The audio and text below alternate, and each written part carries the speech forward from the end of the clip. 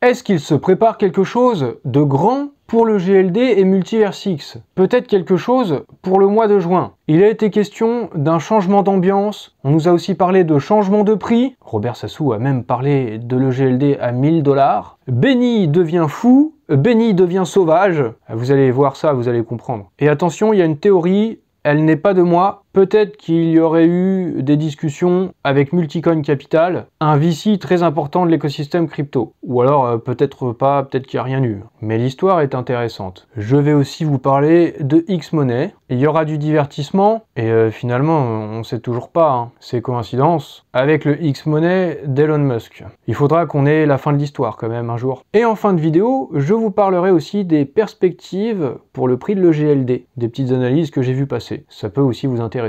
Donc si c'est le cas, vous pouvez mettre un like, vous pouvez vous abonner à ma chaîne aussi, vous pouvez activer les notifications, comme ça vous ne manquez rien. Vous pouvez toujours donner votre avis sur tous les sujets abordés dans la vidéo. Pour ça, il y a les commentaires et en plus c'est bon pour le référencement. Et en description, vous pourrez retrouver mes réseaux sociaux si vous ne les connaissez pas encore et si vous n'êtes pas abonné, si vous découvrez. J'investis dans les cryptos pour être riche dans le futur, paire de couilles dans le futal, ainsi soit-il, mon bitcoin et mon couteau.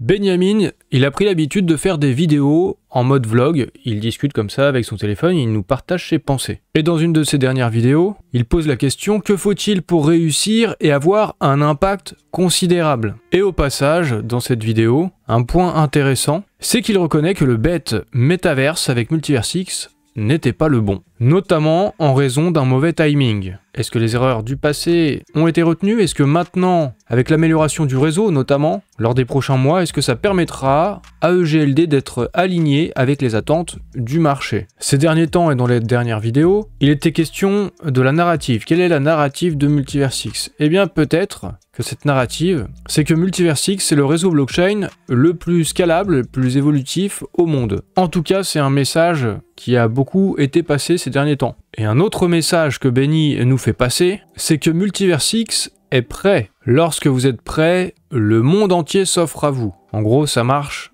quand on est prêt. Si ça marche pas, c'est que vous n'avez pas fait le chemin nécessaire. Mais lorsque vous êtes prêt, les choses changent, se transforment, et c'est donc la réalité qui change. Grosso modo, hein, c'est un petit peu ce qu'il dit. Il l'a répété à nouveau, cette fois, Multiverse X est prêt, mais ce qui est intéressant, puisque Benny a reconnu qu'avec le métaverse c'était pas le bon timing, c'est que précédemment, on a eu l'impression que c'était le bon timing. Comme le faisait remarquer Foudre, le 5 juin 2023, à cette époque-là, il y avait eu la sortie du casque métaverse d'Apple, le Vision Pro, et on s'était dit, ça y est, vu que Apple sort ce produit, le métaverse va pouvoir prendre. Donc avec X-Word, Multiverse X était dans le bon timing. C'est ce qu'avait dit aussi Benny dans cette conférence. La partie la plus importante, c'est le timing. Bon bah finalement, c'était pas le bon timing. Mais cette fois-ci, Multiverse X est prêt. On va voir ça. Est-ce qu'il dit que Multiverse X est prêt parce que le sharding pourrait devenir à la mode et être une des prochaines narratives importantes? En tout cas, Lucian,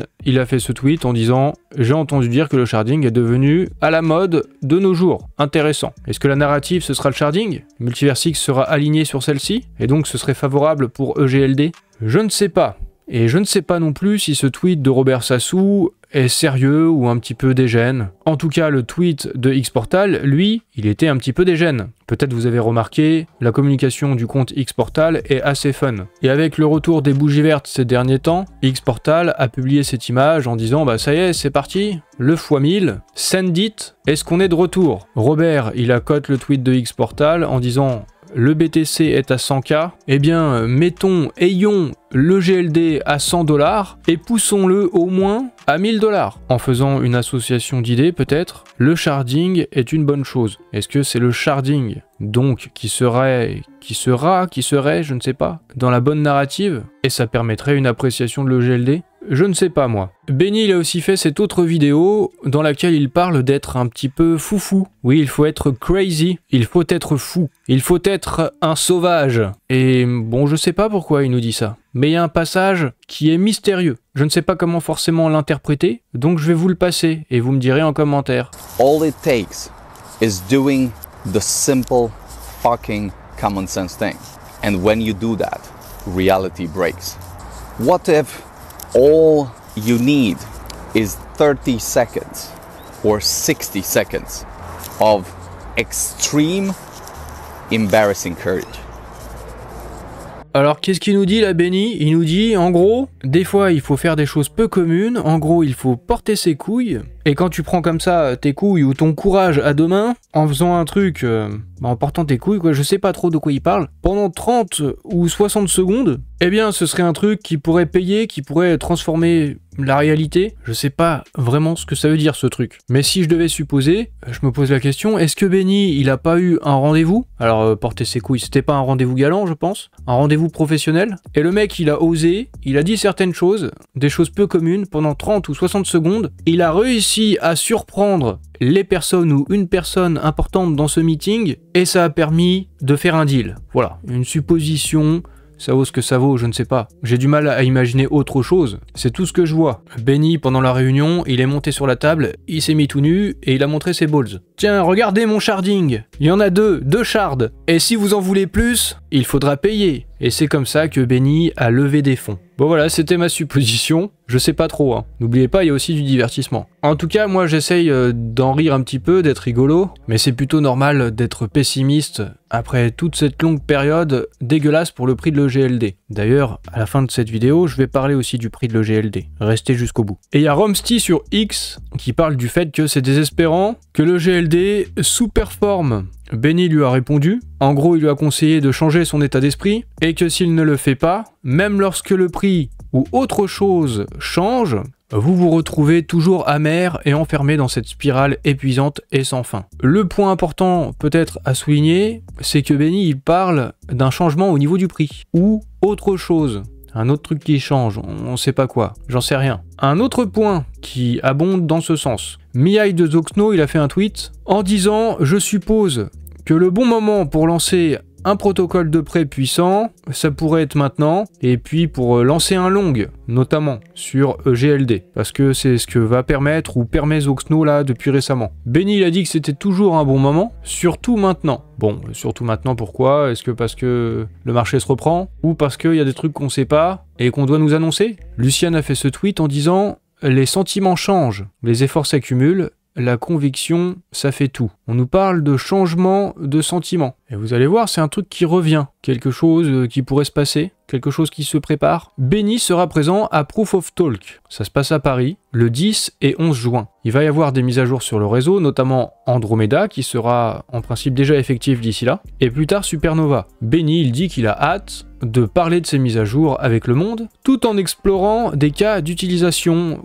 contrariant. Bon, c'est tout un concept qu'il a développé dans ses vlogs, Benny. Si on a une idée novatrice qui chamboule un peu, qui est contrariante, à l'intersection de la blockchain et de l'IA, qui pourrait faire avancer l'ensemble de l'espace. Donc, à Proof of Talk, Benny il va nous parler de l'intersection de la blockchain et de l'IA. Est-ce qu'il va dire des choses précises, concrètes, ou est-ce que ce sera un long discours? Est-ce qu'il aura vraiment des annonces à faire à ce moment-là? I don't know. Je ne sais pas. Mais je suis en droit de me poser la question. Parce que quand même aussi, il serait temps qu'on nous annonce des trucs. Et peut-être qu'il y a des indices qui nous mènent au mois de juin. Il y a ce tweet de Benny. Aujourd'hui, c'était une bonne journée. Fatigante, mais profondément productive. 1%, en faire un peu plus chaque jour, voilà, en gros. Mais ça, c'est un tweet que Benny il a modifié, c'est pas le tweet original. C'est ce qu'a fait remarquer quelqu'un en réponse. Le tweet de base, c'était ça. Aujourd'hui, c'était une bonne journée, fatigante, mais profondément productive. Quelque chose de grand a été débloqué. Un changement, une sorte de renversement, que l'on devrait sentir d'ici la fin du mois de juin. Puis il a modifié son tweet, on peut voir ça dans les modifications. Il a presque tout enlevé, et puis finalement, le tweet final, c'est celui-là. La personne qui a fait remarquer le tweet d'origine, elle a fait un petit smiley, genre chut, on garde le silence. Et Benny a mis aussi ce smiley-là. Alors c'est quoi cette histoire du mois de juin? Sachant qu'au mois de juin, il sera présent à Proof of Talk, et peut-être qu'il pourrait dire des trucs, peut-être des annonces. Quelque chose d'important qui a été débloqué, quelque chose de grand, eh bien ça peut un peu me faire penser à cette vidéo où Benny il dit qu'en 30 ou 60 secondes, il a peut-être un petit peu changé la réalité parce qu'il a osé être fou. Un sauvage. Un sauvageon le Benny. Donc voilà, on nous parle de changement du sentiment, quelque chose de débloqué, et du mois de juin. Alors après, peut-être que Benny il a corrigé, il a modifié son tweet, parce qu'en parlant de la fin du mois de juin, ça pouvait peut-être aussi rappeler le compte à rebours. Un mauvais souvenir souvenirs que la communauté préférerait oublier. Bon, je n'ai pas les réponses. Donc je me pose des questions sur ce qui se préparerait. Et je ne suis pas le seul. Il y en a d'autres que moi qui font des enquêtes dans la communauté. J'ai vu notamment passer ces questionnements, cette petite enquête de Marcus Allen. Lui aussi il s'interroge, est-ce qu'il y a quelque chose de grand qui arrive sur Multiverse X avec le GLD? Et il précise bien qu'il pourrait être complètement à côté de la plaque. Mais il a creusé, il a trouvé des trucs intéressants, notamment au sujet de Multicoin Capital. Déjà, il fait la même constatation. Le truc de base, c'est les modifications du tweet de Benny. Puis il a réfléchi, il s'est interrogé, et il a remarqué quelque chose dans les vidéos de Benny ces derniers jours à Austin au Texas. Il a remarqué que derrière Benny, il y a cette tour, et il a retrouvé la tour en question. Donc Benny, à chaque fois, il sort d'on ne sait pas où, dans une zone qui est pas trop faite pour se balader, peut-être parce qu'il a des réunions dans le coin, et derrière, il nous fait son petit vlog et il nous donne ses impressions. Du coup, Marcus Allen, il a interrogé l'IA, il a cherché à savoir s'il y avait des entreprises crypto dans le coin, à Austin, qui pourraient avoir une compatibilité avec GLD et donc Multiverse X. Il y a bien des entreprises crypto, mais un certain nombre qui ne correspondent pas. Par contre, il y en a eu une qui est ressortie du lot, et c'est Multicoin Capital, qui se trouve non loin de cette tour ici. Donc ça pourrait correspondre à la zone dans laquelle Benny se balade. Mais on n'en est pas sûr non plus. Multicoin Capital, c'est un VC important de l'écosystème crypto. Ils sont influents. Ils ont investi sur Solana, sur Injective, sur Aptos, sur Helium. Et toute leur stratégie consiste à repérer les outsiders, notamment des Layer 1 qui ont du potentiel. C'est considéré comme un des ventures capital les plus importants de l'écosystème crypto. Un VC de premier plan. Alors, est-ce qu'il y a eu des discussions et une réunion avec Multicoin Capital? Benny, il a été sauvage et il aurait obtenu un truc? On peut peut-être pas aller jusque-là. Par contre, quelque chose qui donne un petit peu de consistance à cette théorie, Marcus a remarqué que Benjamin Minkou et Daniel Serbe suivent tous deux quelques membres de l'équipe de Multicoin Capital sur X. Mais comme il le dit, ça pourrait ne rien vouloir dire. Ou alors ça pourrait signifier quelque chose. Finalement, on ne sait pas. Alors est-ce que quelque chose d'important va se produire pour GLD? Peut-être pas. Est-ce que Multiverse X est en contact avec Multicoin Capital? On ne sait pas bien. Est-ce qu'il y a un lien avec les levées de fonds? Qui sait? Mais en tout cas, cette petite enquête, elle était intéressante. Et maintenant, je vous parle de Bitpanda parce que j'ai une collaboration avec cette plateforme qui est régulée dans plusieurs pays de l'Union Européenne, notamment en France auprès de l'AMF, puisqu'ils ont obtenu leur enregistrement PSAN. La plateforme elle est sécurisée et puis il y a plus de 6 millions d'utilisateurs. On peut évidemment investir sur les cryptos, mais pas seulement. Aussi sur des actions, sur des ETF, sur des matières premières de toutes sortes, sur des indices crypto et sur des métaux. Tout ceci étant tokenisé. C'est donc des tokens synthétiques qui reproduisent les performances des actifs réels. Et sur Bitpanda, on a aussi la possibilité de faire du DCA. Ça, c'est un truc bien pratique. On programme sa stratégie, on fait des investissements réguliers sur un actif, parce qu'on ne peut pas timer le marché. On ne sait jamais quand est-ce que c'est vraiment le bon moment, le bon prix pour acheter. Donc avec un DCA, en investissant régulièrement une même somme, ça permet de lisser son investissement. Sur Bitpanda, il y a aussi une carte Visa, et ça permet aussi de dépenser ses cryptos dans la vie courante, dans le quotidien, même si du coup, attention, c'est imposable. Tout achat d'un bien ou d'un service avec des cryptos, c'est considéré comme une conversion en monnaie fiat, donc en euros. Si vous souhaitez approfondir sur Bitpanda, j'ai fait une vidéo de présentation sur ma chaîne YouTube, vous pourrez la retrouver. Et également dans la description de la vidéo, si vous souhaitez vous inscrire sur Bitpanda, je vous mettrai un lien par lequel vous pourrez passer. Vous pouvez aussi vous inscrire tout seul de votre côté, mais en passant par mon lien, c'est mieux pour moi. Et j'en viens maintenant à Xmoney. Un truc assez surprenant. Il y a une publication de Cointelegraph dans lequel ils disent que la BCE, la Banque Centrale Européenne, planifie des partenariats avec des entreprises privées pour développer l'euro numérique et qu'il y aura un rapport qui sera partagé plus tard cette année. Xmoney a répondu en mettant les deux yeux. Et c'est assez surprenant, je ne sais pas vraiment ce que ça peut signifier, je ne sais pas pourquoi ils ont mis les deux yeux. Est-ce que ça pourrait signifier qu'il pourrait avoir un rapprochement entre Xmoney et l'Union Européenne pour concevoir, élaborer, développer l'euro numérique? Je trouverais ça quand même assez surprenant. Je ne suis pas sûr que ce soit très pertinent d'aller dans ce sens. Donc pourquoi les deux yeux? Bon, bah après tout, deux yeux, ça veut rien dire. Mais c'est peut-être aussi parce qu'il y a un stablecoin euro que Xmoney doit émettre. Donc est-ce que c'est parce que du coup ça concerne l'euro et ça pourrait être en concurrence du coup avec un euro numérique? Eh ben je ne sais pas du tout. En tout cas j'ai trouvé ça un petit peu bizarre. Je vous signale aussi au passage, il y a eu un recrutement du côté de Xmoney avec le chef commercial officer.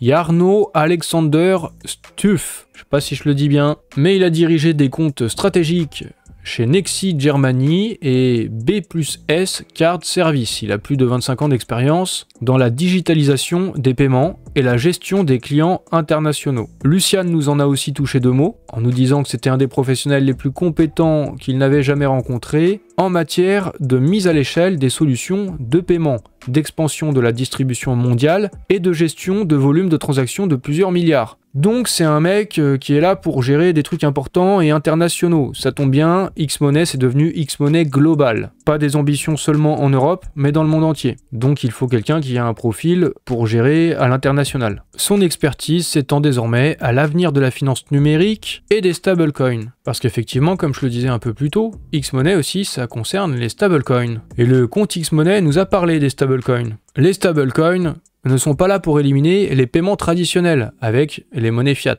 comme l'euro. Ils sont là pour les accompagner, parce qu'en gros, ils disent on n'a pas besoin de choisir entre euro et monnaie fiat. Du coup, d'où peut-être les yeux ici avec l'euro numérique, et donc l'euro sous forme de stablecoin de Xmoney. C'est peut-être l'explication la plus rationnelle que j'ai à ce jour pour ces 2 yeux. D'ailleurs, on retrouve à nouveau ces 2 yeux ici, lorsqu'ils nous disent qu'ils sont entièrement conformes. Merci Mika, pas le chanteur, mais la réglementation. L'Europe pose les bases juridiques pour les stablecoins et nous développons les outils pour les exploiter. Xmoney, ils nous disent qu'on n'a pas à choisir entre les fiat et les stablecoins. Eux, ils sont prêts pour les deux. Bon après forcément je vous ferai remarquer, ou en fait j'aimerais leur faire remarquer, ils nous disent qu'ils sont prêts pour les stablecoins, mais on n'a toujours pas de date d'émission de ces fameux stablecoins. Toujours à propos des stablecoins, Xmoney nous fait remarquer que les stablecoins commencent à avoir plus de volume que Visa. Le changement est en marche. Nous nous y préparons. Eh ben on a hâte de voir ça. Et maintenant je passe à un autre Xmoney, celui d'Elon Musk. Il y a des trucs qui ont été repérés dans le code. La prochaine carte de débit de Xmoney s'appellera